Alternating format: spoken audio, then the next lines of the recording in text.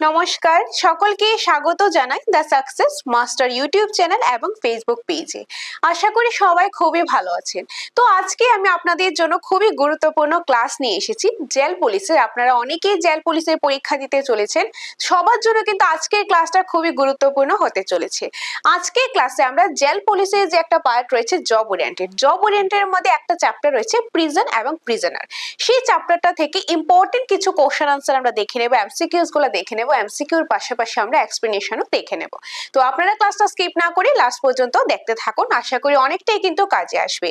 আর আমরা শুধুমাত্র job oriented থেকে না, আপনাদের জন্য জেল পুলিশের যে বাকি সাবজেক্ট গুলো রয়েছে সেগুলোর জন্য কিন্তু ক্লাসেস নিয়ে আসবো, জেআরবিটির জন্য ক্লাসেস নিয়ে আসবো, টেটের জন্য বা এসটিজিটির জন্য সবগুলা ক্লাসেসে কিন্তু পেয়ে যাবেন। তো যারা যারা জেল পুলিশের জন্য আপনারা প্রিপারেশন করছেন, আপনারা দ্য সাকসেস মাস্টারের পাশে থাকুন, সাথে থাকুন। আপনাদের জন্য প্রতিনিয়ত আমরা কিন্তু ক্লাসেস নিয়ে আসবো, সেটা কিন্তু আপনারা পেয়ে যাবেন the success master YouTube channel এবং দ্য সাকসেস মাস্টার ফেসবুক পেজের মাধ্যমে।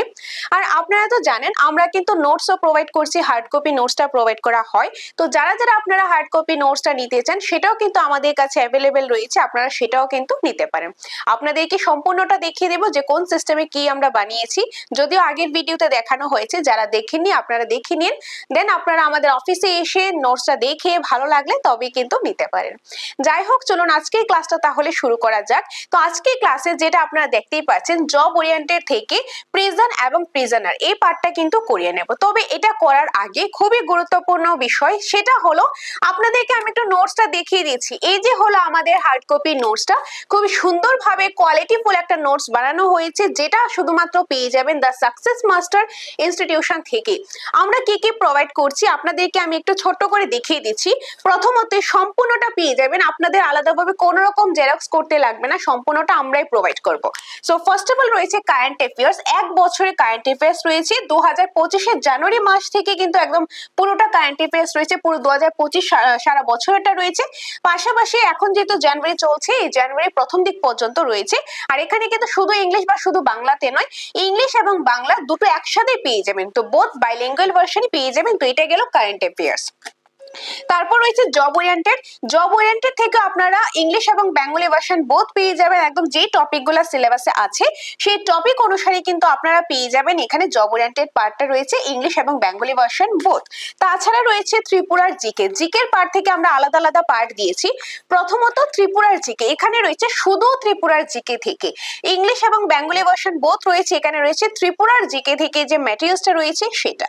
তারপর যেটা রয়েছে সিলেবাসে আরেকটা পার্ট রয়েছে ইন্ডিয়ান জিওগ্রাফি অ্যান্ড কালচার, তো এখানে রয়েছে শুধুমাত্র ইন্ডিয়ান জিওগ্রাফি অ্যান্ড কালচার নিয়ে এই পার্টটাতে কিন্তু রয়েছে। এখানেও ইংলিশ এবং বেঙ্গলি ভার্সন বোথ রয়েছে। তারপর রয়েছে ইন্ডিয়ান জিকে, একটা তো শুধু ত্রিপুরার জিকে, আরেকটাতে পেয়ে যাবেন ইন্ডিয়ান ওভারঅল জিকে, যেখানে ইতিহাস, ভূগোল, তারপর আপনাদের জন্য থাকছে জিওগ্রাফি থেকে, ভূগোল থেকে। তো এখানেও কিন্তু আপনারা ইংলিশ এবং বেঙ্গলি ভার্সন বোথ পেয়ে যাচ্ছেন, ইন্ডিয়ান জিকে অ্যান্ড জিএস। আর তারপর লাস্টের পার্টটা রয়েছে আপনাদের জন্য জেনারেল ইংলিশ, যেটা সিলেবাসের মধ্যে ক্লাস 8 স্ট্যান্ডার্ডে রয়েছে, সে অ্যাকর্ডিং এ দেওয়া হয়েছে। প্রথমত রয়েছে পুরো ইংলিশের টপিকগুলোর রুলস গুলা রয়েছে, রুলস এর পাশাপাশি প্র্যাকটিস সেট কিন্তু দেওয়া রয়েছে। তো এটা গেল জেনারেল ইংলিশ। তো এরকম করে আপনারা ওভারঅল এই যে জেল পুলিশের পুরো নোটসটা পেয়ে যাচ্ছেন জেরক্স সহকারে, যেটা প্রাইসটা হলো 1500 টাকা। যারা যারা নিতে চান অফিসে এসে নোটসটা আগে দেখতে পারেন, দেখে আপনাদের কাছে ভালো লাগলে তবেই কিন্তু নিতে পারেন। বাইলিঙ্গুয়ালি কিন্তু নোটসটা রয়েছে, তো নোটসটা আপনাদেরকে দেখিয়ে দিলাম। চলুন এখন ক্লাসটা শুরু করা যাক। ওকে, তো আপনারা কিন্তু একদমই স্কিপ করবেন না, স্কিপ না করে লাস্ট পর্যন্ত দেখতে থাকুন। এতটুকু বলতে পারি, এই ক্লাস থেকে আপনারা অনেক কিছু শিখে যাবেন, অনেক কিছু ইম্পর্টেন্ট পেয়ে যাবেন। তো দেরি না করে ক্লাসটা শুরু করছি। জব ওরিয়েন্টেড থেকে আমাদের আজকে first question prison and prisoner যে চ্যাপ্টারটা রয়েছে পার্টিকুলার, সেই চ্যাপ্টারটা থেকে ইম্পর্টেন্ট এমসিকিউস কিছু নিয়ে এসেছি। ওকে, সো ফার্স্ট কোশ্চেন, কারাগার বলতে কি বোঝায়? What is mean by prison?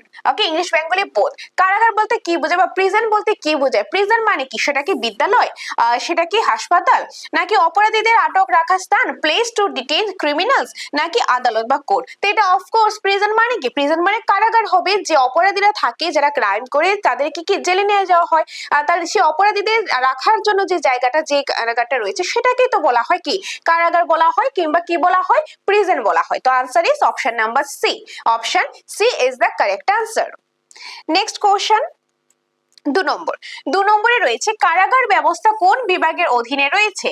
Prison administration comes under which department? যে প্রিজনটা রয়েছে, কারাগারটা রয়েছে, সেটা কোন বিভাগের অধীনে আসে বা সেটা কোন ডিপার্টমেন্টের অধীনে আসে? এটা যে এই অ্যাডমিনিস্ট্রেশনটা কোন ডিপার্টমেন্টের অধীনে আসে? এটা কি শিক্ষা বিভাগ মানে এডুকেশনাল ডিপার্টমেন্ট এটার মাধ্যমে আসে, এটার মধ্যে পড়ে, নাকি স্বরাষ্ট্র বিভাগ মানে হোম ডিপার্টমেন্ট, নাকি অর্থ বিভাগ মানে ফাইন্যান্স ডিপার্টমেন্ট, নাকি স্বাস্থ্য বিভাগ হেলথ ডিপার্টমেন্ট? কোনটা হবে? এটা অবভিয়াসলি এডুকেশন ডিপার্টমেন্ট তো আসবে না, এটা ফাইন্যান্সেও আসবে না, এটা হেলথেও আসবে না, এটা আসবে স্বরাষ্ট্র বিভাগ অর্থাৎ home department. Option number B হবে এটা কারেক্ট আনসার, হোম ডিপার্টমেন্ট। কি হবে? হোম ডিপার্টমেন্ট হবে মানে স্বরাষ্ট্র বিভাগ। নেক্সট কোশ্চেন রয়েছে 3 নম্বরে রয়েছে ইম্পর্টেন্ট একটা কোশ্চেন, ভারতের কারাগার ব্যবস্থার নিয়ন্ত্রণ কার হাতে থাকে? Who controls the prison system in India? ইন্ডিয়ার মধ্যে, ভারতবর্ষের মধ্যে যে কারাগার সিস্টেমটা রয়েছে, প্রিজনের যে সিস্টেমটা রয়েছে, সেই যে অধিকারটা সেটা কে কন্ট্রোল করে থাকে, কারা কন্ট্রোল করে থাকে, কাদের হাতে থাকে? সেটা কি কেন্দ্র সরকার মানে সেন্ট্রাল গভর্নমেন্টের হাতে থাকে, নাকি রাজ্য সরকার বা স্টেট গভর্নমেন্টের হাতে থাকে, নাকি পঞ্চায়েতের হাতে থাকে, নাকি আদালত কোর্টের হাতে থাকে?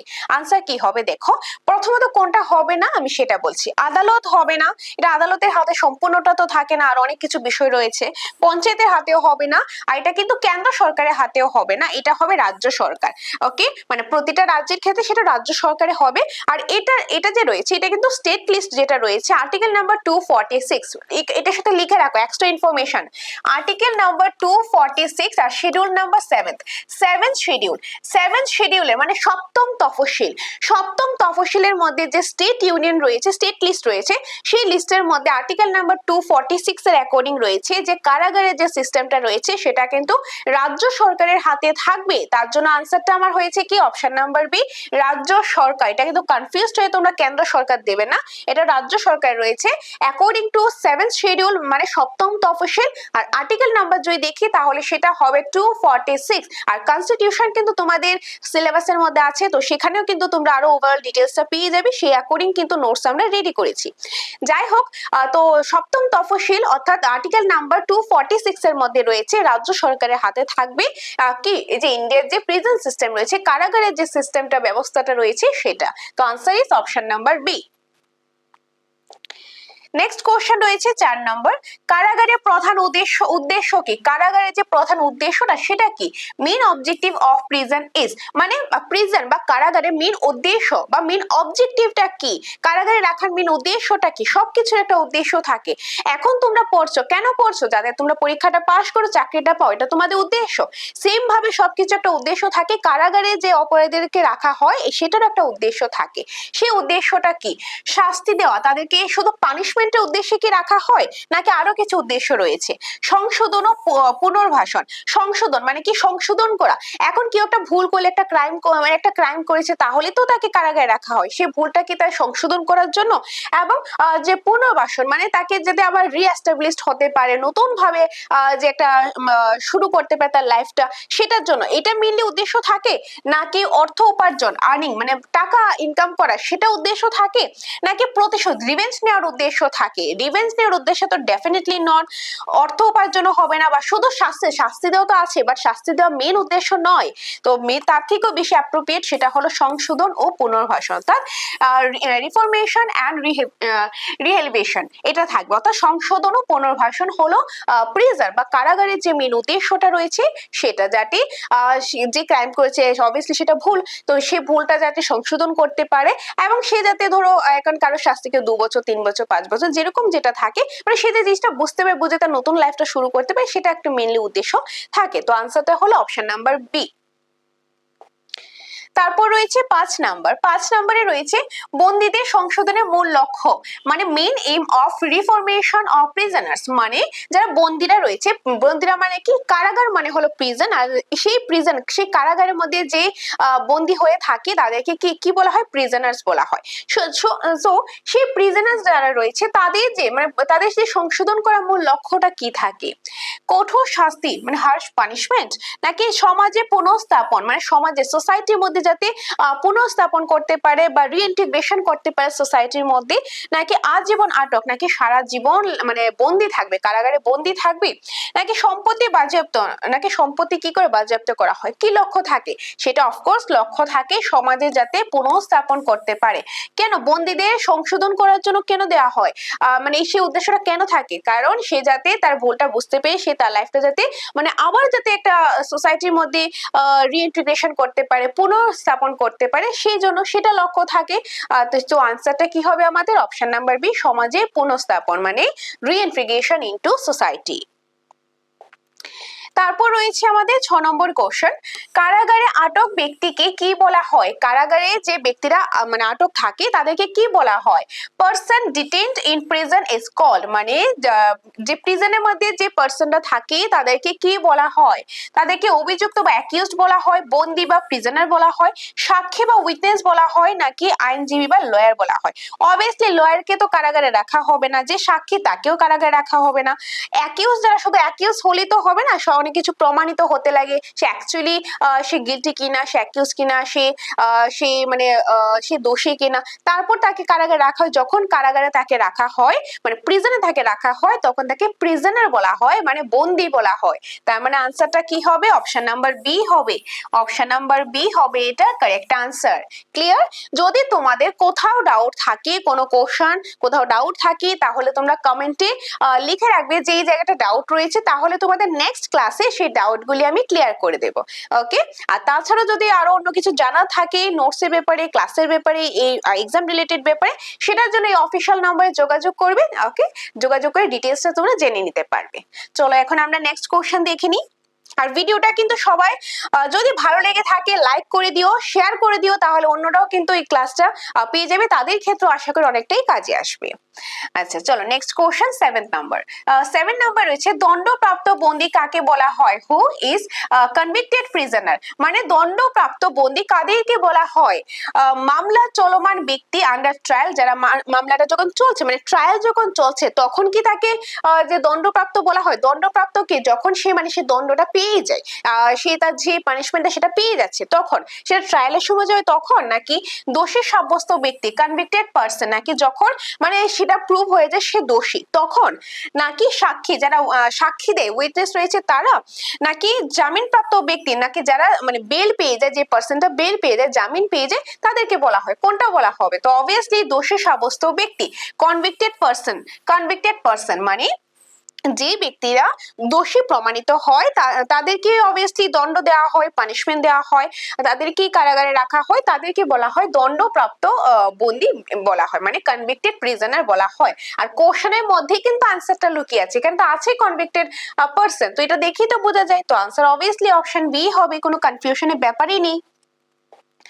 তারপর রয়েছে 8 নম্বরে, কারাগারের সর্বোচ্চ কর্মকর্তা কে? কারাগারের মধ্যে সর্বোচ্চ কর্মকর্তা কে থাকে, মানে who is the highest officer of prison? প্রিজনের কারাগারে যে হাইয়েস্ট অফিসার বা সর্বোচ্চ কর্মকর্তা তিনি কে? জেল সুপারিনটেন্ডেন্ট, নাকি কনস্টেবল, নাকি সাব ইন্সপেক্টর, নাকি ম্যাজিস্ট্রেট? কোনটা হবে? তো ম্যাজিস্ট্রেট হবে না, সাব ইন্সপেক্টর হবে না, কনস্টেবল হবে না, এটা হবে জেল সুপারিনটেন্ডেন্ট। অর্থাৎ অপশন নাম্বার এ, তিনি হলেন মানে কারাগারের সর্বোচ্চ কর্মকর্তা বা যে প্রিজনে যে হাইয়েস্ট পোস্টে যে থাকে, যে কাজ করে যার আন্ডারে যে কাজটা হয় সেটা বলা হয়। ওকে? তো answer option number A. Next রয়েছে 9 নাম্বার, কারাগারে শৃঙ্খলা বজায় রাখার দায়িত্ব কার? মানে হু মেইনটেইন ডিসিপ্লিন ইন প্রিজন, মানে প্রিজনের মধ্যে কারাগারের মধ্যে কে ডিসিপ্লিন মেইনটেইন করে যে কে শৃঙ্খলাটা বজায় রাখে, সেটা মানে একটা অবভিয়াসলি দায়িত্ব থাকে। সেই দায়িত্বটা কার হাতে থাকে? বিচারকের হাতে মানে জাজের হাতে, নাকি জেল কর্মচারী মানে জেলে যে স্টাফ থাকে তাদের উপর, নাকি আইনজীবী বা লয়ারের উপর, নাকি বন্দী বা প্রিজনের উপর?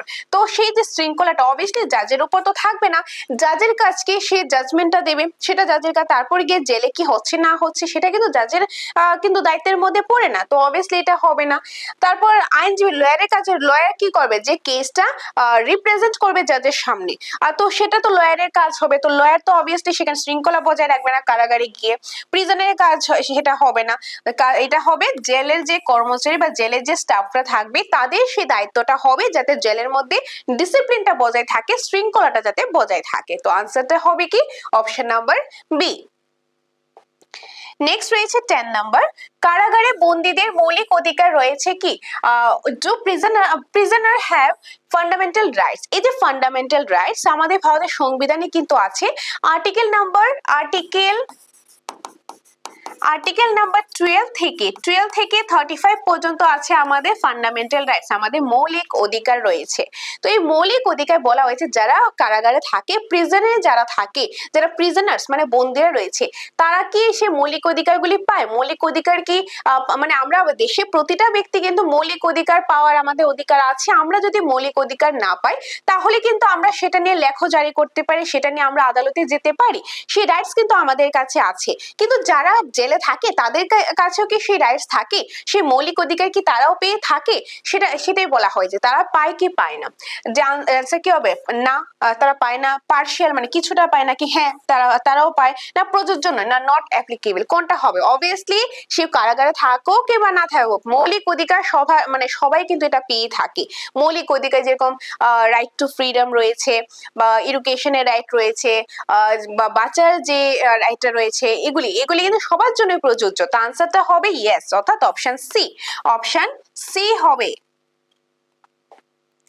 তারপর রয়েছে 11 নাম্বার, কারাগারে বন্দীদের খাদ্য কেমন হওয়া উচিত? Food in prison should be. কারাগারের যে বন্দী রয়েছে তাদেরকে অবভিয়াসলি খাবার তো দিতে লাগবে, সেই খাবারটা কেমন হওয়া উচিত? অস্বাস্থ্যকর আনহেলদি খাবার, পুষ্টিকর থাকবে মানে নিউট্রিশাস থাকবে, অল্প পরিমাণ ভেরি লিটল, নাকি অনিয়মিত ইরেগুলার? তারা এখন কারাগারে বন্দী, তার মানে এই না যে তাদেরকে আনহেলদি খাবার বা তাদেরকে খাবারই দেওয়া হবে না বা কম খাবার দেওয়া হবে, এরকম না। তাদেরও পুষ্টিগত খাবার দিতে লাগবে, তাদেরও হেলদি খাবার দিতে লাগবে। তো আনসার অপশন বি।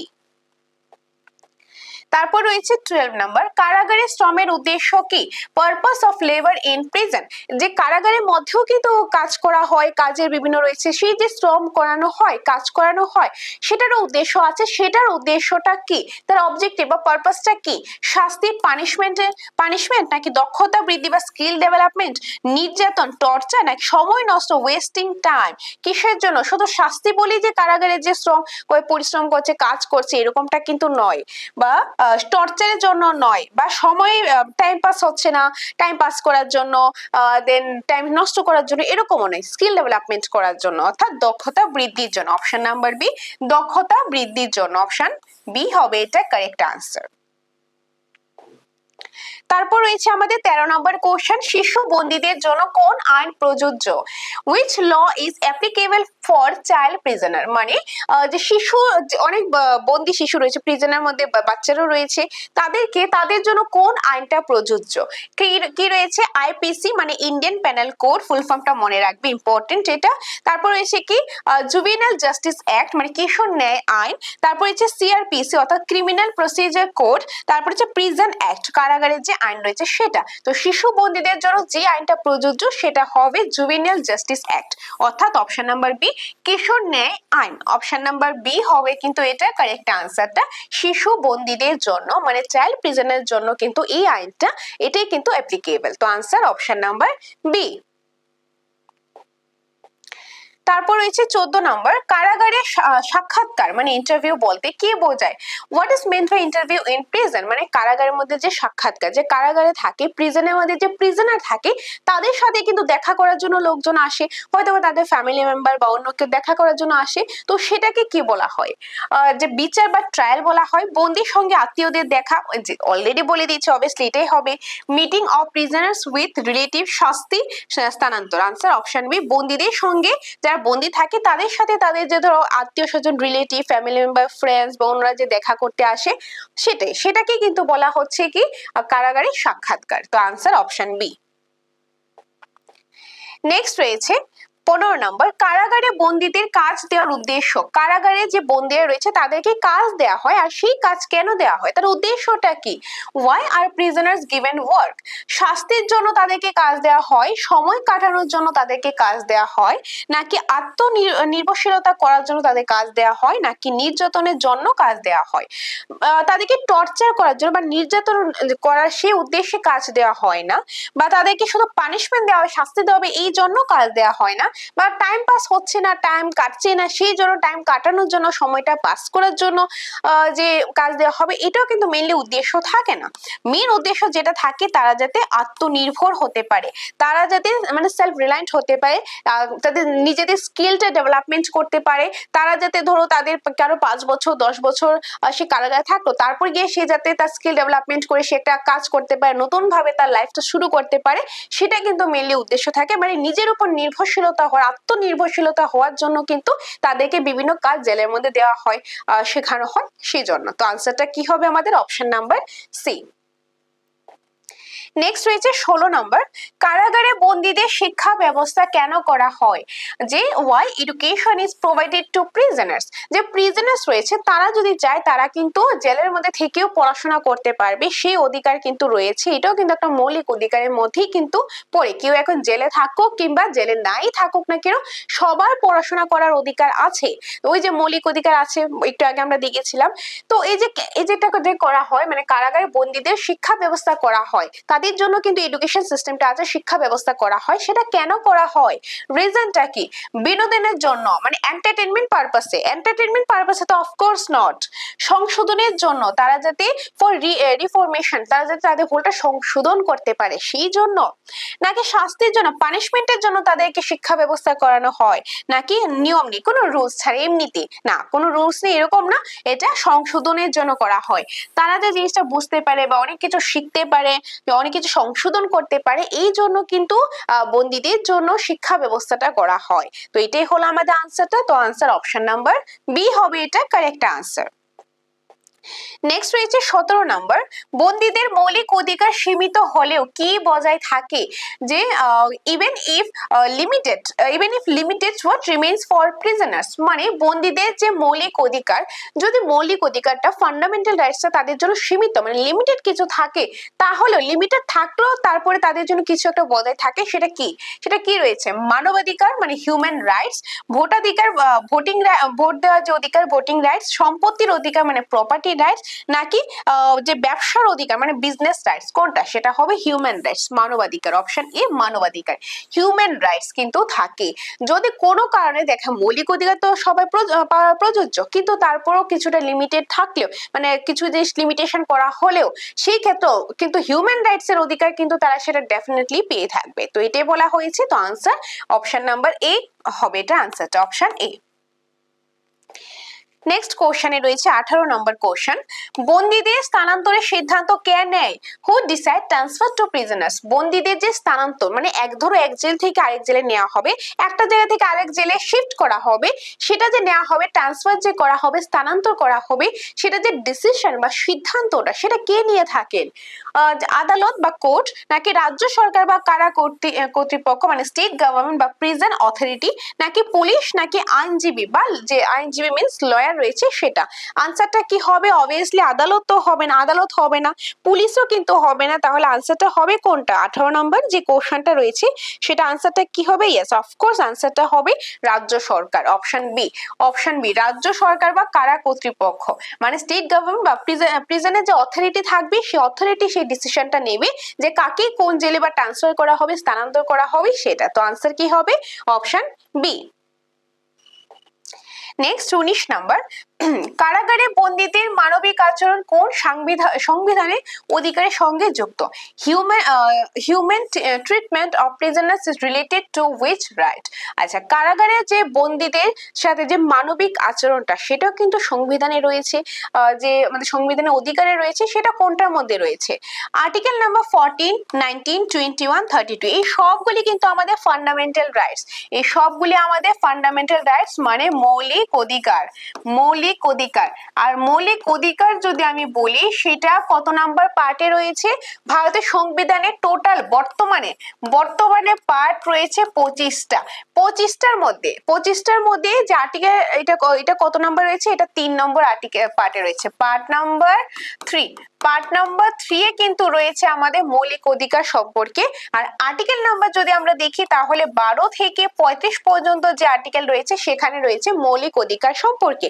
যেরকম আর্টিকেল নাম্বার 14 এ যেটা রয়েছে, তারপর যেরকম আর্টিকেল নাম্বার 19 এ রয়েছে, 21 এ রয়েছে, 32 রয়েছে। এই আর্টিকেল নাম্বার 32 কে কিন্তু সংবিধানের আত্মাও কিন্তু বলা হয়। এটাও কিন্তু ইম্পর্টেন্ট। ডক্টর বি আর আম্বেদকর কিন্তু সংবিধানের আত্মাও কিন্তু বলেছে। এই যে আর্টিকেল নাম্বার 32, এটা যদিও কনস্টিটিউশনের পার্ট, যেটা তোমাদের সিলেবাসে আছে সেটা তখন ওই ক্লাসে করানো হবে। সো এখানে যেটা বলা হয়েছে, কারাগারে বন্দীদের মানবিক আচরণ কোন যে সাংবিধানিক অধিকার সেটার সাথে যুক্ত, সেটা হবে আর্টিকেল নাম্বার 21। ওকে, অনুচ্ছেদ নাম্বার 21, অর্থাৎ রাইট টু লাইফ, মানে বাচ্চার যে অধিকার, জীবনের যে অধিকার, সেটার মধ্যে কিন্তু পড়ে। তো answer is option number C. তারপর রয়েছে 20 নাম্বার, প্যারোল কি? এই যে প্যারোল জিনিসটা কি? সম্পূর্ণ মুক্তি নাকি মানে কমপ্লিট রিলিজ, নাকি অস্থায়ী মুক্তি টেম্পোরারি রিলিজ, নাকি স্থানান্তর মানে ট্রান্সফার, নাকি শাস্তি বৃদ্ধি ইনক্রিজ পানিশমেন্ট? এই যে প্যারোল রয়েছে, প্যারোলটা কি? মানে সম্পূর্ণভাবে ধরো কাউকে রিলিজ করে দিল, কমপ্লিটলি তাকে মুক্তি দিয়ে দিল, বা অস্থায়ী মানে টেম্পোরারি কিছু সময়ের জন্য তাকে মুক্তি দিল, বা তাকে এক জায়গা থেকে এক জায়গায় ট্রান্সফার করা হলো, কিংবা শাস্তি বৃদ্ধি করা হলো, মানে তার পানিশমেন্টটা সেটা বাড়ানো হলো। সেটা কোনটা হবে? প্যারোল কি হবে? প্যারোলটা হবে যে এটা টেম্পোরারি, মানে টেম্পোরারি ভাবে রিলিজ দেওয়া হয়েছে।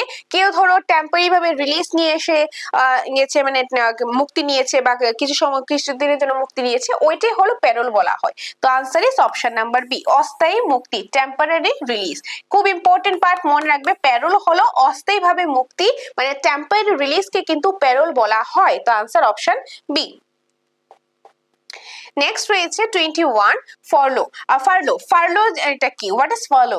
শাস্তি বৃদ্ধি মানে শাস্তিটা যে বাড়ানো, নাকি এটা হবে পানিশমেন্ট। ওকে, পানিশমেন্ট লিখে নিও এটা তোমরা, পানিশমেন্ট, ইনক্রিজ অফ পানিশমেন্ট। নির্দিষ্ট সময় ছুটি মানে লিভ অর ফিক্সড পিরিয়ড, মানে ওই যে টেম্পোরারি রিলিজ যেটা রয়েছে সেটা বেসিক্যালি ওইটাই। পলায়ন, কেউ যে ধরো পালিয়ে গেল, এসকেপ হলো, বা আজীবন কারাদণ্ড মানে লাইফ টাইম ইমপ্রিজনমেন্ট। ওকে, মানে সারা জীবনের জন্য তাকে বন্দি করে রাখা হলো। কোনটা? ফার্লো জিনিসটা কি? ফার্লো জিনিসটা কি বোঝায়? কোশ্চেন নাম্বার 21, ফার্লো জিনিসটা কি বোঝায়? ফার্লো জিনিসটা বোঝায় নির্দিষ্ট সময়ের জন্য ছুটি, অর্থাৎ অপশন বি, নির্দিষ্ট সময়ের জন্য ছুটি।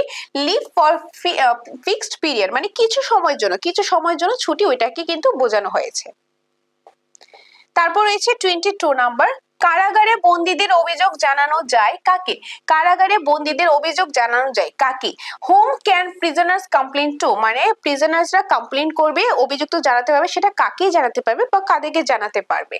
জেল সুপারিনটেন্ডেন্ট, নাকি অন্য বন্দীদের কাছে, না সাধারণ মানুষের কাছে, নাকি মিডিয়ার কাছে? মিডিয়ার কাছে পৌঁছতে পারবে না, সাধারণ মানুষের কাছে না, অন্য বন্দীদের কাছে না। তো অবভিয়াসলি অপশন এ, জেল সুপারিনটেন্ডেন্টের কাছে কিন্তু অভিযোগ করতে পারে। তো আনসার অপশন নাম্বার এ। এগুলো তো একদম সিম্পল কোশ্চেন। তারপর রয়েছে, কারাগারে বন্দীদের আইনি সহায়তা পাওয়া যায় কি? Do prisoners get legal aid? কারাগারে যে বন্দীরা রয়েছে তারা কি মানে আইনি ভাবে কোনো সুবিধা পেয়ে থাকে বা কোনো হেল্প পেয়ে থাকে? সেটাই বলা হয়েছে যে নো, ইয়েস, কেবল ধনী বন্দীরা, নাকি প্রযোজ্য নয়, যে বলা হয়েছে না একদমই পায় না, বা ইয়েস পাওয়া যায়, বা কেবল যারা ধনী বন্দীরা রয়েছে তারাই শুধু পায়, নাকি এটা প্রযোজ্য নয়? কোনটা হবে? সেটা অবভিয়াসলি আইনি সহায়তা পেয়ে থাকে, সেটা সবাই, সেটা ধনী গরিব ডাজন্ট ম্যাটার, বা কাস্ট ডাজন্ট ম্যাটার, সবাই পেয়ে থাকে। তো answer is option number B, option B. Next 24 number, কারাগারে বন্দীদের পুনর্বাসনের অর্থ কি?